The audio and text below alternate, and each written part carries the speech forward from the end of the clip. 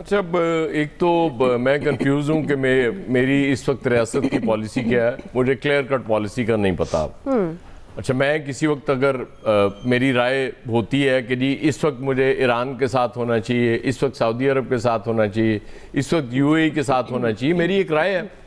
لیکن مجھے میری حکومت کہہ رہی کہ نہیں, تمہیں اس کا رائٹ نہیں ہے کہ تم اپنی رائے نہیں رکھ سکتے.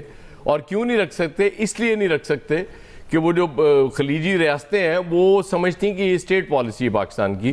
جب میں ایک پرائیویٹلی بھی بات کرتا ہوں, یہ ایک تو میرے لیے یہ کنفیوژن ہے, مجھے اس کی سمجھ نہیں آ رہی. نو ڈاؤٹ میرے لیے سب سے امپورٹنٹ میرا ملک ہے, پاکستان ہے.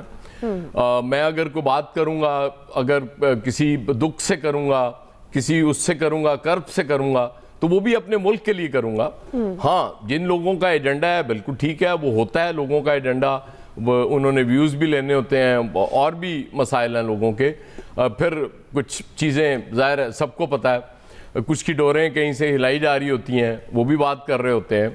اور ہر دور میں اسی طرح ہوتا ہے کہ جی آزادی اظہار رائے جو ہے وہ نہیں پسند آتی کسی بھی حکمران کو. وہ کہتے ہیں کہ نہیں, مطلب ہمارے حق میں تو آپ بات کریں, ویلکم, لیکن ہمارے خلاف جب مطلب آج وہ یہ بات کر رہے تھے کہ جی آپ ملک کے اندر کی سیاست پہ جتنی مرضی تنقید کریں. ہم نے ملک کی اندر کی سیاست پہ تنقید کرنے والے لوگوں کو پکڑے جاتے نہیں دیکھا یہاں, ان پہ مقدمے نہیں بنے, ان پہ پیکا ایکٹ نہیں لگا. حکمران ہمارے جو مرضی کے, ہمارے وزیر دفاع جب جی چاہے جو مرضی ٹویٹ کر دیں, وہ ملک کے دفاع میں ہو, ملک کے مفاد میں ہو نہ ہو, کسی کو فرق نہیں پڑتا. لیکن ایک عام آدمی جب بات کرتا ہے تو اس سے فرق پڑتا ہے کہ نہیں جی وہ کیوں کر رہا ہے. مجھے یہ بھی کنفیوژن ہے کہ میرے وزیر دفاع کی بات کو شاید وہ ریاست کی بات نہیں سمجھا جاتا, لیکن میری بات کو ریاست کی بات خلیجی ممالک سمجھ لیتے ہیں. یہ بھی مجھے حیرت ہوتی ہے. مطلب اتنے زیادہ عجیب و غریب بیانات کچھ وزیر دے دیتے ہیں, اچانک دے دیتے ہیں, ان کو کوئی پوچھنے والا نہیں ہے. بھئی ان کو بھی تو کو پکڑے نا, ان میں سے بھی کسی کو کبھی گرفتار کریں, پھر آپ آئیں مجھے بھی پکڑ لیں میں اگر کوئی غلط بات کر رہا ہوں.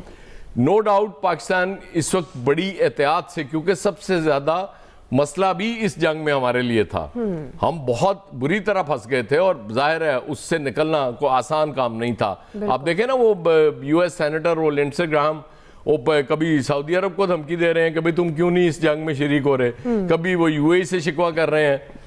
اب عربوں کو بھی تو سمجھ آ گئی نا کہ وہ جو دفاعی سسٹم لگایا ہوا تھا امریکہ نے, مطلب پیسے آپ دے رہے تھے, سرزمین اپنی دے رہے تھے, ہر چیز آپ کی تھی, اور اس کی حفاظت آپ کی ہو نہیں سکی. تو مطلب میں تو اس کو واقعی نیو ورلڈ آرڈر دیکھ رہا ہوں اس کے بعد, اس جنگ کے بعد, کیونکہ ٹرمپ صاحب بھی مجھے اس میں سے وہ نکلتے ہوئے نظر آ رہے ہیں. انہوں نے اچانک وہاں چونکہ ڈیبیٹ ہو رہی ہے, یہ بڑی ریپبلکنز کو سمجھ آ رہی ہے کہ ہم تو تباہ و برباد ہونے جا رہے ہیں, تو وہ یہ ڈیبیٹ کر رہے ہیں کہ بھائی آپ ہائی گراؤنڈز پہ اناؤنس کرو کہ جی ہم نے اپنے وہ گولز اچیو کر لیے ہیں اس جنگ سے, اب ہم نکل رہے ہیں. تو وہ بھی مجھے زیادہ دور نہیں لگ رہا یہ معاملہ.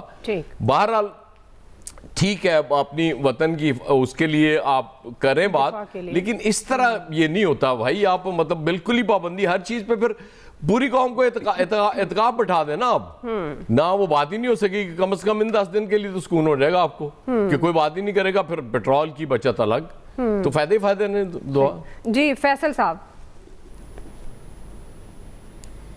جو دعا آپ نے سوال پوچھا ہے نا, اس سوال کے تحت تو مجھے خدشہ ہے کہ سب سے پہلے آپ کے خلاف ہی کہیں مقدمہ درج نہ ہو جائے, پہلی گرفتاری آپ ہی کی نہ ہو جائے. مجھے بچا لیجیے گا پلیز. سوال پوچھ کے نا اکسا رہی ہیں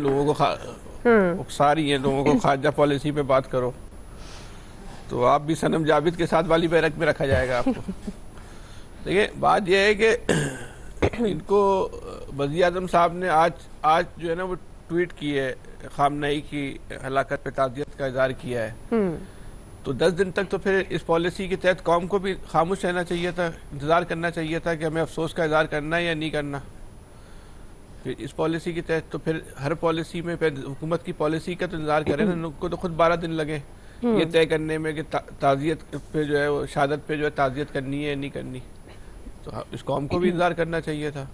پھر یہ طے کیسے ہوگا اور کون کرے گا کہ کون سا ملک جو ہے وہ پاکستان کا جو ہے وہ دوست ملک ہے اور کون سا ملک جو ہے وہ دشمن ملک ہے. تو یہ بات تو صحیح ہے کہ جو ملک پاکستان کے دشمن ہیں وہ ہمارے بھی دشمن ہیں. اس بارے میں 2-3 ملکوں کے بارے میں تو ہمیں بالکل واضح ہے. جیسے بھارت ہمیں واضح ہمارا دشمن ہے, اسرائیل ہمیں بالکل واضح ہمارا دشمن ہے. اس کے ساتھ تو کھڑا ہونے کا مطلب یہ ہے کہ آپ پاکستان کے خلاف کھڑے ہوئے. اس پہ تو کوئی ڈیبیٹ نہیں ہے. حکومت کو باقی ملکوں کی فہرست بھی جو ہے وہ فراہم کر دینی چاہیے کہ اس کے علاوہ یہ ممالک بھی جو ہیں ہمارے دوستوں میں شامل ہیں اور ہمارے دشمنوں میں شامل ہیں, کہ کوئی بدگمانی کی بنیاد پہ یا معلومات کی کمی کی بنیاد پہ کسی ایسے ملک کی حمایت کر دیں جو ہمارے مخالفین میں ہو اور ہم اس کو دوست سمجھ بیٹھیں. عامر صاحب کی یہ بات بالکل صحیح ہے کہ وہ جو انہوں نے ایران کے حوالے سے کی, وہاں تو کوئی مظاہرہ نہیں ہوا اور وہاں کی ان کی جو قربت ہے وہ بھارت کے ساتھ ہمیشہ سے پاکستان کے مقابلے میں رہی ہے. پاکستان میں جو بہت سارے جو فرقہ وارانہ مسائل ہیں اس میں ایک بہت بڑا ذمہ دار تو بہرحال یہ ہمارا پڑوس ملک ہے جن کو ہم دوست بھی سمجھتے ہیں. وہاں سے انقلاب کو بھی یہاں پر ایکسپورٹ کرنے کی جو ہے نا کوشش کی گئی اور پاکستان میں اس کے باقاعدہ اس انقلاب کے خریدار بھی تھے جو اس انقلاب باقاعدہ یا اس انقلاب کے لیے باقاعدہ تحریک بھی چلائی جاتی تھی اور یہ بھی اپنی نوعیت کا جو ہے نا وہ انوکھا واقعہ تھا اور اس میں بہت ساری اس میں جماعتیں تھیں. تو یہ تو ٹھیک ہے. تو یہ تمام ملکوں کو بھی جو ہے نا وہ تعین کرنا ہوگا نا کہ کون دوست ہے اور کون دشمن ہے, مشکل وقت میں کون کھڑا ہوا. بہرحال اس سے پہلے جب یہ اسرائیل نے ایران پہ حملہ کیا تھا تو اسی ایران کے اندر جو ہے اس کی پارلیمنٹ کے اندر جو ہے وہ تشکر پاکستان کے جو ہے وہ نعرے بھی لگے تھے. یہ بھی بہرحال ایک جو ہے وہ حقیقت ہے. تو بہرحال ایک اسلامی ملک ہونے کے حوالے سے بھی ہمارا اس کے ساتھ ایک رشتہ ہے. ہمیں آج تک پاکستان کا جو سب سے بڑا ایک المیہ ہے ہماری تو خارجہ پالیسی کا ہی نہیں پتہ نا ہماری خارجہ پالیسی کیا ہے. ہم تو روزانہ کی بنیاد پہ ہماری خارجہ پالیسی بنتی ہے اور روزانہ کی بنیاد پہ جو ہے وہ بگڑ جاتی ہے. لیکن کم سے کم ہماری خارجہ پالیسی جیسی بھی ہو اتنی کمزور نہیں ہونی چاہیے کہ کوئی ایک ویلاگر جو ہے وہ اپنے 10 منٹ کے پروگرام سے اس خارجہ پالیسی کو جو ہے تہس نہس کر دے. اتنی کمزور بہرحال نہیں ہونی چاہیے ہماری خارجہ پالیسی. کیا ہماری خارجہ پالیسی اگر اتنی کمزور ہے تو پھر ویلاگر کے خلاف کارروائی نہیں کریں, خارجہ پالیسی کو آپ مضبوط کریں, خارجہ پالیسی کو جو ہے نا وہ طاقتور بنائیں, ان کو پھر ویلاگرز کے جو ہے نا اس کے رحم و کرم پہ نہیں چھوڑیں. بعد یہ کہتے ہیں کہ آپ پاکستان کی سیاست میں جو ہے جتنی تنقید کرنے کر لیں. ابھی تک جتنی بھی گرفتاریاں ہوئی ہیں ان میں سے ایک گرفتاری بھی ایسی نہیں ہے جس کو خارجہ پالیسی پہ بات کرنے پہ جو ہے نا گرفتار کیا گیا ہو. جب یہ حکومت آئی ہے جب سے لے کے اب تک تمام کی تمام گرفتاریاں جو ہیں وہ ملکی سیاست پہ ہی بات کرنے پر ہوئی ہیں. خارجہ پالیسی میں تو بھی 8-10 دن میں لوگوں نے بات کی ہے. ہمارے جو ویلاگرز ہیں ان بیچاروں کی جو ذہنی سطح ہے وہ تو ویسی بھی نہیں ہے کہ کوئی خارجہ پالیسی پہ گفتگو کر سکے, اور جو لوگ سنجیدہ گفتگو کرتے ہیں خارجہ پالیسی کے اوپر ان کو سننے والا نہیں ہے.